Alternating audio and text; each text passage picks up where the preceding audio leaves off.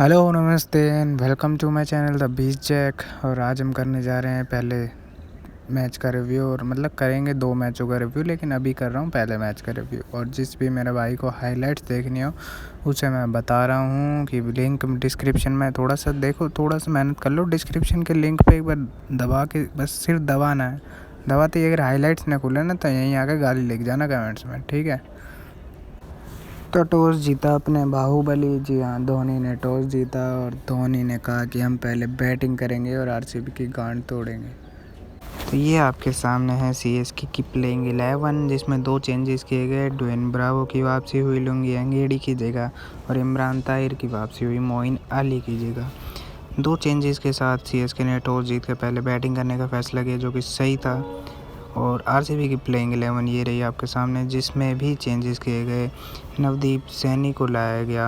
तो आरसीबी ने अपना एक बैट्समैन कम करके नवदीप सैनी को खिलाया, जो कि जिससे पता लगता है कि बैटिंग पे कितना घमंड हो गया था इन्हें, कि मतलब हाँ हमारी बैटिंग बढ़िया है। तो चेन्नई की तरफ से ओपन करने आते हैं डू प्लेसिस और ऋतुराज गायकवाड़, जो कि एक अच्छी साझेदारी देते हैं। 6 ओवर में 51 रन बनाती है चेन्नई। उसके बाद ऋतुराज गायकवाड़ अपना विकेट दे देते हैं। उसके बाद सुरेश रैना आते हैं, अंबती रायडू आते हैं। डुप्लेसिस एक अच्छी इनिंग खेलते हैं 51 रन की। चेन्नई का स्कोर मतलब कोई ज़्यादा खास अच्छा चल नहीं रहा था, नॉर्मली बैटिंग चल रही थी, वो भी डुप्लेसिस और बीच में 1-2 हिट रैना की तरफ से लगी थी। बाकी कुछ खास ऐसा हो नहीं रहा था। और 19 ओवर तक चेन्नई का स्कोर था 154 रन होता है चेन्नई का स्कोर 19 ओवर में। 20 ओवर में जडेजा जी हमारे खेलने आते हैं और पहली बॉल पर हर्षल पटेल के मारते हैं छक्का, दूसरी बॉल पर मारते हैं छक्का, तीसरी बॉल पर मारते हैं छक्का, जो कि निकलती है 9 बॉल, और फिर हिट पर भी छक्का। मैंने कहा वाह क्या मार रहे हैं। उसके बाद हमारे भैया लेते हैं 1-2 रन, और फिर मतलब 2 रन लेने के बाद फिर छक्का, और लास्ट बॉल पे एक चौका। मतलब कह लेना हर्षल पटेल के चूतड़ों पे बल्ला मारा है जडेजा ने। मतलब ऐसा उल्टा करके पट पट की आवाज़ आ रही थी मुझे यहाँ तक। आप लोगों को आ रही हो नहीं आ रही हो, लेकिन मुझे ज़रूर आई लास्ट ओवर में। और ये एक ऐसा लास्ट ओवर था जिसने आरसीबी को उसके पिछले 10 साल याद दिला दिए, कि पिछले 10 साल से वो किस प्रकार से मैचेस खेल रहे थे। ये उसी का एक डेमो था कि हाँ ये ऐसे खेलते थे और ये ऐसे आगे भी खेल सकते हैं। अभी 4-5 मैच अच्छे चले गए, इसका मतलब ये नहीं कि भूल गए कि कैसे खेलते हैं। तो आरसीबी चेज़ करने आती है 192 रन का टारगेट, और जिसकी शुरुआत में आरसीबी थप्पड़ मारना चालू करती है चेन्नई के। और कोहली और देवदत्त पाडिक्कल 3 ओवर में 44 रन बना देते हैं बिना किसी नुकसान के, जिसमें सैम करन के 1 ओवर में 18 रन भी होते हैं।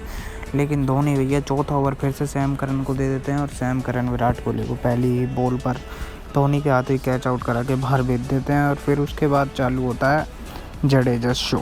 जी हाँ, जडेजा शो इसलिए बोल रहा हूँ क्योंकि पूरा मैच ये एक जडेजा शो था।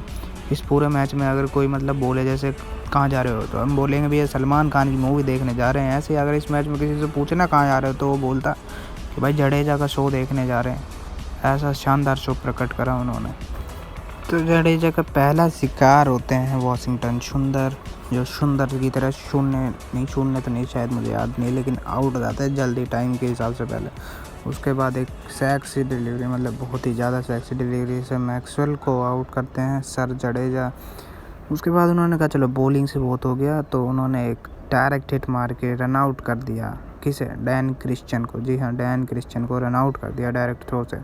उसके बाद बचे थे एकलौते ऐसे खिलाड़ी जिससे आरसीबी को उम्मीद थी, वो थे एबी डिविलियर्स, और जिन्हें एक पिच ऑफ द डिलीवरी डाल के उन्होंने उनका मिडल स्टंप पे बॉल मार दिया, top of the middle stump, और एबी डिविलियर्स को भी बाहर का लॉस तो देखना पड़ा। उसके बाद बूढ़े इमरान ताहिर ने अपनी पुरानी यादों को ताज़ा करने के लिए 2 विकेट लिए, और खुशी की लहर उनके सीने में दौड़ पड़ी।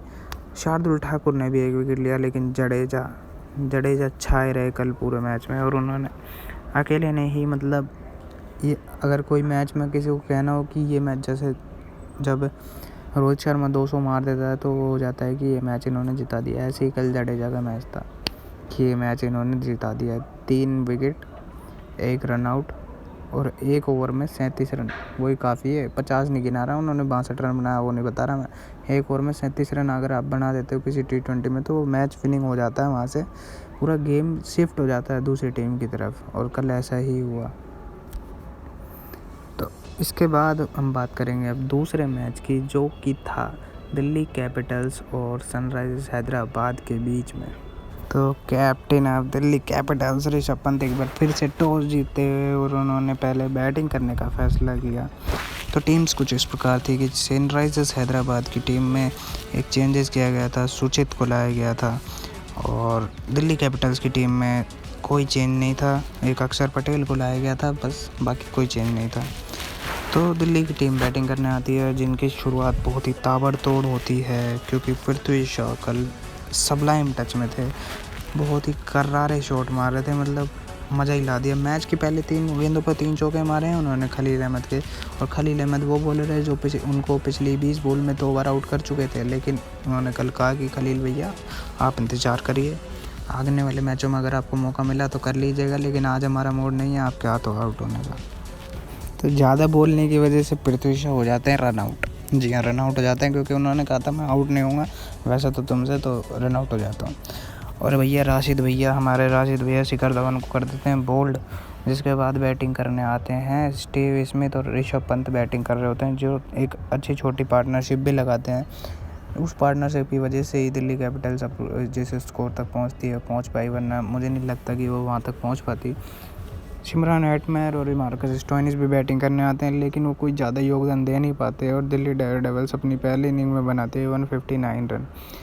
टारगेट दिया जाता है सनराइजर्स हैदराबाद को 160 रन का, जो ऐसे विकेट पे सच में हार्ड होता है। और जिस प्रकार से ये विकेट खेल रहे हैं, और जैसे मतलब गंदे हुए जा रहे हैं, मतलब हमारे क्लब क्रिकेट लेवल पे भी ऐसे विकेट्स नहीं दिए जाते हैं, जैसे यहाँ पे मैचेस एक इनिंग खेलने के बाद विकेट्स की हालत हो गई है।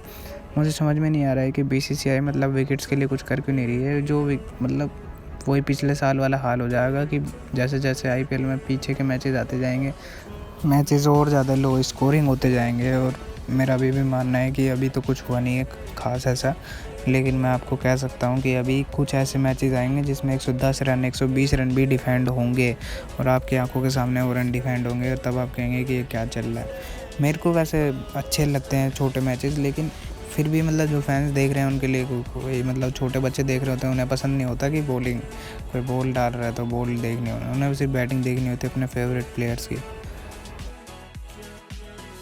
तो हैदराबाद की टीम चेज़ करने आती है 160 रन। ओपनर आते हैं डेविड वार्नर और बेयरस्टो, जॉनी बेयरस्टो। तो हर मैच की तरह दोनों शुरुआत में थोड़ी सदी हुई शुरुआत करते हैं, और हैदराबाद को 26 रन के स्कोर तक भी पहुंचा देते हैं बिना किसी नुकसान के। लेकिन तभी डेविड वार्नर को खुजाल मचती है कि मैं तेज़ रन लेके दिखाऊंगा, तेज़ रन। और तेज़ रन ले देगी इसके हाथ में, जी हाँ, ये शख्स जो आपके सामने कागिसो रबाडा, इनके हाथ में मतलब गोले फेंकते हैं, ये बॉलिंग में भी गोले फेंकते हैं, और फास्ट बॉलर सबने थ्रो से भी गोले फेंकते हैं, और उन्होंने कल फेंक के दिखा दिया। अब आगे से डेविड वार्नर का भी है ना, भाई के से पंगा नहीं लेंगे। एक बार भाई से पहले भी पंगा लिया था साउथ अफ्रीका में टेस्ट सीरीज़ में, आज तक पछता रहे होंगे उस टेस्ट सीरीज़ में क्या हुआ था ऑस्ट्रेलिया के साथ। उसके बाद जॉनी बेस्ट दिखाते हैं अपने आक्रामक तेवर। पहले अक्षर पटेल के ओवर में एक चौका एक छक्का मारते हैं, उसके बाद आवेश खान को एक चौका एक छक्का मारते हैं, जिससे आवेश खान चिढ़ जाते हैं, और फिर उनका विकेट लेकर बुरी तरह से चिल्लाते हैं, मतलब कोई अपशब्द ही कहा होगा, हाँ तारीफ़ तो करेंगे नहीं। लेकिन उसके बाद भाई हैदराबाद की बैटिंग मतलब जैसे टट्टी, हर मैच में आप लोग देखते हो जैसे फैली हुई टट्टी है, किसी कुत्ते की पड़ी हो या सूअर की पड़ी हो उससे मतलब नहीं है, लेकिन है वो टट्टी। आप देख सकते हो, किसी भी मैच में देख सकते हो आप कैसी बैटिंग। मैं तो बहुत टाइम से देख रहा हूँ, छोटे से छोटे टारगेट में हैदराबाद अपनी औकात दिखा जाती है कि हाँ हमसे बैटिंग नहीं होगी। लेकिन कल उन्होंने एक अच्छी चीज़ करी थी कि केन विलियमसन को खिलाया हुआ था, जो एक कोना पकड़ के खड़े हुए थे, और मतलब धीरे धीरे जैसे भी करके मतलब स्कोर लेके चलते रहते हैं, वो उनकी आदत है। और जब हैदराबाद की टीम में केन विलियमसन खेलते हैं, उनकी बैटिंग को एक डेप्थ देते हैं, जो कि कल उन्होंने भी दी। लेकिन जब लास्ट में टास्क बहुत लंबा था, 9 गेंदों पे करीब 22-23 रन चाहिए थे, तब सुचित जो लौंडा है जिसका नाम मैं पूरा जानता भी नहीं हूँ, उस लौंडे ने 2 छक्के और एक चौका मार कर अपनी टीम को मतलब उस टाइम के लिए हार से बचा लिया, और सुपर ओवर में पहुंचा दिया। और पहुंचाने के बाद मतलब केन विलियमसन ज़्यादा खुश नज़र नहीं आ रहे थे, क्योंकि वो जिता सकते थे, लेकिन पंत भी उस टाइम तक ठीक खुश थे, लेकिन हैदराबाद का ड्रेसिंग रूम बहुत खुश था कि भाई बच गए, थोड़ी देर के लिए बच गए लेकिन बच गए। तो फिर होता है सुपर ओवर, जिसमें बैटिंग करने आते हैं डेविड वार्नर और केन विलियमसन, और ऋषभ पंत बॉलिंग देते हैं अक्षर पटेल को, और अक्षर पटेल इतना शानदार ओवर डालते हैं, मात्र 7 रन का ओवर निकालते थे सुपर ओवर में। अक्षर पटेल से पहले 4 और स्पिनर्स ने आईपीएल में सुपर ओवर डाला है और 4 बार उनकी टीम हार गई थी, लेकिन फिर भी अक्षर पटेल ने हिम्मत नहीं हारी और उन्होंने मात्र 7 रन का ओवर निकाल दिया।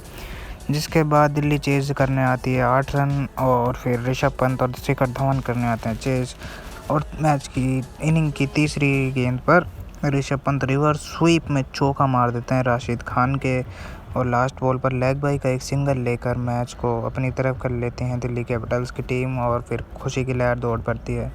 जी हाँ, और मैन ऑफ द मैच इस मैच में थे पृथ्वी शॉ, और किंग ऑफ द मैच या फिर वो जो होता है प्लेयर कौन सा मैच होता है वो केन विलियमसन को मिला था। मेरे को वैसे पता है यहाँ तक कोई पहुँचता नहीं है मेरी वीडियोस में, लेकिन अगर फिर भी कोई भाई गलती से पहुँच गया हो तो भाई चैनल को सब्सक्राइब कर जाना, बहुत बहुत आभार रहेगा आपका। Thank you very much. बंद करो, हाथ जोड़ के मैं मोदी साहब से गुजारिश करता हूँ।